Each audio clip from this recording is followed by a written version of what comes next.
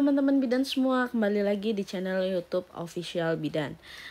Kali ini kita akan bahas soal-soal FR ya teman-teman, yang akan muncul di SKB Bidan tahun 2024.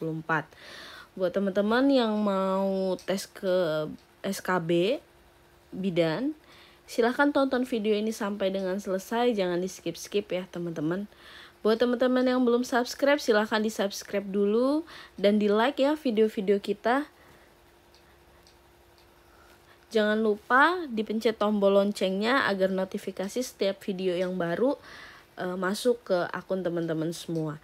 Dan yang mau request soal apa selanjutnya akan kita bahas di video ini, silahkan chat di kolom komentar ya teman-teman. Langsung aja kita ke soal nomor 1. Pola hidup bersih dan sehat atau PHBS dalam rumah tangga ada 10 tatanan. Kecuali A. Pertolongan persalinan oleh tenaga kesehatan. B. Mempunyai jaminan kesehatan.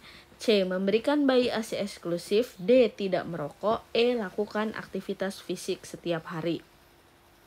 Apa nih teman-teman? Udah tahu belum PHBS? PHBS dalam rumah tangga ada berapa? Ada 10 tatanan ya teman-teman. Apa aja tuh 10-nya? Yang pertama, persalinan ditolong tenaga kesehatan. Ini nomor 1 ya. Nomor 2, memberi bayi ASI eksklusif.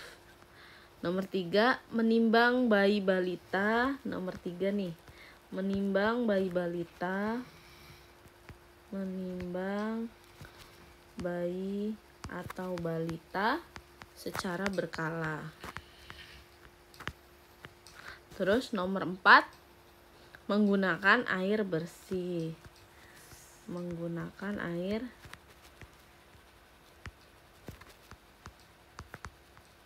nomor 5-nya, mencuci tangan dengan sabun dan air bersih. Mencuci tangan dengan sabun dan air bersih. Ketujuhnya, ke-6-nya ding ya, kok langsung 7 habis 5. Ke-6-nya, menggunakan jamban sehat.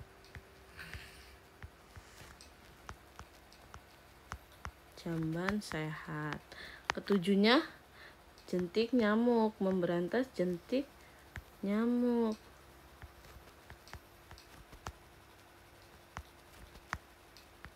Ke-8-nya, makan buah sayur setiap hari.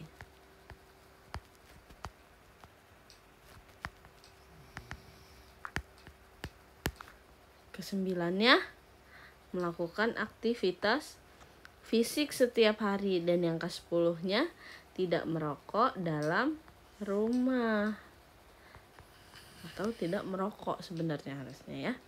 Tidak merokok baik dalam rumah maupun di luar rumah. Nah, inilah 10 tatanan PHBS atau pola hidup bersih dan sehat yang harus teman-teman pahami. Nah, di soal ini pertanyaan adalah kecuali. Berarti yang bukan di dalam 10 itu. Berarti yang bukan adalah yang B ya teman-teman. Mempunyai jaminan kesehatan. Itu bukan termasuk dalam pola PHBS dalam rumah tangga ya. 10 tatanan PHBS dalam rumah tangga. Lanjut ya, kita ke soal nomor 2. PHBS atau pola hidup bersih dan sehat diterapkan di 5 tempat kecuali A. PHBS sekolah, B. PHBS rumah tangga, C. PHBS tempat wisata, D. PHBS tempat umum, E. PHBS tempat kerja. Ada berapa teman-teman? 5 tempat PHBS, penerapan PHBS. Itu di mana aja? Yang pertama, di rumah tangga. Yang kedua, di sekolah teman-teman. Yang ketiga, di tempat kerja. Yang keempat, di sarana kesehatan. Dan yang kelima, di tempat umum. Nah, jadi PHBS itu diterapkan di 5 tempat. Ini semua teman-teman, 5 tempatnya. Di sini pertanyaannya kecuali. Berarti rumah tangga. Di sini B, bener ya. Sekolah, bener. Tempat kerja, bener. Tempat umum, bener. Tempat wisata, berarti jawaban yang kecuali atau yang salah yang C. Paham ya teman-teman penerapan PHBS di 5 tempat. Langsung kita ke soal nomor 3. Abortus boleh dilakukan atas indikasi kedaruratan medis yang dideteksi sejak kehamilan, yang mengancam ibu atau janin yang menderita penyakit berat atau cacat bawaan, yang tidak dapat diperbaiki sehingga menjadi penyulit janin keluar kandungan. Hal ini terdapat pada Undang-Undang Kesehatan pasal A. Pasal 72 ayat 1, B. Pasal 73 ayat 1 maksudnya, C. Pasal 75 ayat 1, D. Pasal 75 ayat 2, dan E. Pasal 75 ayat 3. Ayo teman-teman, Undang-Undang Kesehatan itu Undang-Undang nomor berapa, tahun berapa? Teman-teman tahu nggak? Undang-Undang Kesehatan itu adalah Undang-Undang nomor 36 tahun 2009, teman-teman. Ini yang harus kita ingat-ingat, undang-undang kita yang mengatur tentang kesehatan itu ada di nomor 36 tahun 2009. Nah, yang ditanya tentang abortus ini boleh dilakukan atas indikasi kedaruratan medis itu ada di pasal 7, pasal berapa gitu. Pasal 72 ayat 1 isinya apa teman-teman? Ini adalah isinya tentang menuntut ganti rugi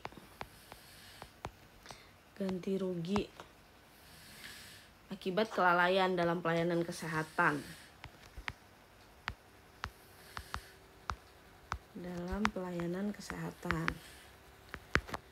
Menuntut ganti rugi terhadap seseorang, tenaga kesehatan atau penyelenggara kesehatan ini. Karena kelalaian dalam pelayanan kesehatan. Kalau pasal 73 ayat 1 ini tentang pelimpahan wewenang.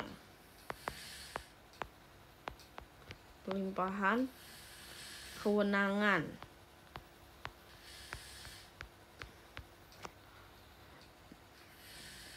atau delegasi ya, kita bisa bilang delegasi. Kalau pasal 75 ayat 1 mengatakan bahwa dilarang melakukan aborsi.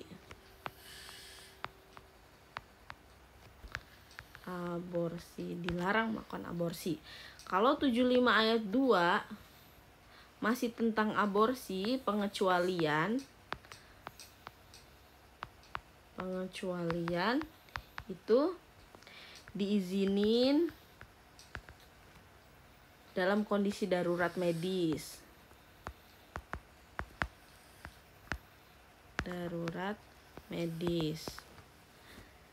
Yang mengancam nyawa ibu atau janin ya, darurat medisnya. Kemudian diizinin untuk korban pemerkosaan. Dalam kurung ini diizinin ya teman-teman. Korban pemerkosaan. Gitu. Kalau pasal 75 ayat 3 itu pemerintah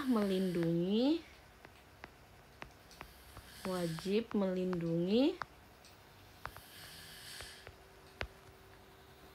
dan mencegah perempuan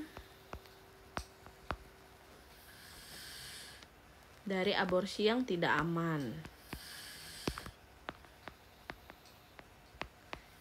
Nah, di soal ini dia bilang aborsi boleh dilakukan atas tindakan kedaruratan medis yang dideteksi sejak kehamilan yang mengancam nyawa ibu atau janin.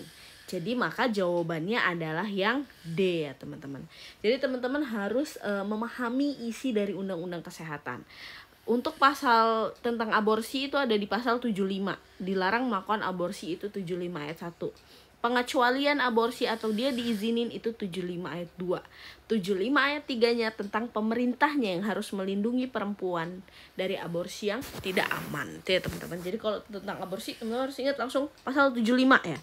1-nya pelarangan, 2-nya perizinan atau pengecualian, 3-nya pemerintahnya. Paham ya? Kita lanjut ke soal nomor 4.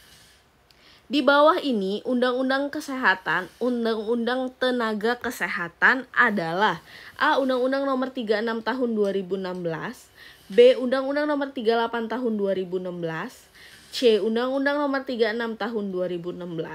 D. Undang-Undang Nomor 39 Tahun 2014. E. Undang-Undang Nomor 36 Tahun 2014. Apa nih teman-teman? Undang-Undang Tenaga Kesehatan. Undang-Undang Tenaga Kesehatan ada di Undang-Undang Nomor 36 Tahun 2016 tentang apa? Dia tentang kefarmasian ini. Kefarmasian di puskesmas. Di puskesmas ya teman-teman. Dia itu mengubah dari Permenkes nomor 30 tahun 2014 diperbarui di Undang-Undang nomor 36 tahun 2016. Kemudian kalau Undang-Undang nomor 38 tahun 2016 itu tentang tuntutan ganti rugi ini. Tuntutan ganti rugi, bukan di tenaga kesehatan. Ganti rugi pegawai negeri, bukan bendahara atau pejabat lain. Jadi dia bukan kesehatan. Ini kefarmasian, bukan tenaga kesehatan. Ini sama ya kayak yang A, salah juga. Kalau nomor 39 tahun 2016 baru tentang perkebunan, bukan kesehatan juga ya teman-teman. Jadi nggak usah dihafal, bukan juga. Dan karena kita bidan nggak perlu ngafal juga tentang undang-undang farmasi. Tapi kalau undang-undang tenaga kesehatan, karena kita bidan juga sebagai tenaga kesehatan, maka kita harus tahu undang-undang tenaga kesehatan itu ada di nomor yang E, Undang-Undang Nomor 36 Tahun 2014. Itu adalah mengatur tentang tenaga kesehatan. Dihafal ya, undang-undang kita itu Undang-Undang Nomor 36 Tahun 2019 tentang kesehatannya, dan Undang-Undang Nomor 36 Tahun 2014 tentang tenaga kesehatannya, orangnya ya. Paham ya teman-teman? Kita lanjut ke soal nomor 5. Apa itu BPJS? A. Badan Penerima Jaminan Kesehatan. B. Badan Pengadaan Jaminan Kesehatan. C. Badan Pemeriksa Jaminan Kesehatan. D. Badan Pinjaman Jaminan Kesehatan. E. Badan Penyelenggaraan Jaminan Kesehatan. Ayo, apa teman-teman BPJS itu? BPJS itu adalah, B-nya itu adalah badan,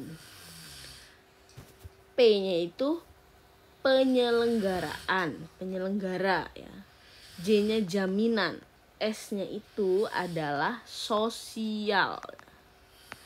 Jadi kalau ini penerima bukan, pengadaan bukan, pemeriksa bukan, pinjaman bukan. Jadi jawaban yang E, walaupun E di sini dia bahasanya kesehatan. Padahal yang dimaksud dalam pengertian BPJS itu adalah badan penyelenggara jaminan sosial. Nah, inilah yang dimaksud panjangan dari kata BPJS. Paham ya teman-teman? Cukup dulu kita bahas FR soal kebidanan SKB 2024. Sampai bertemu di video selanjutnya.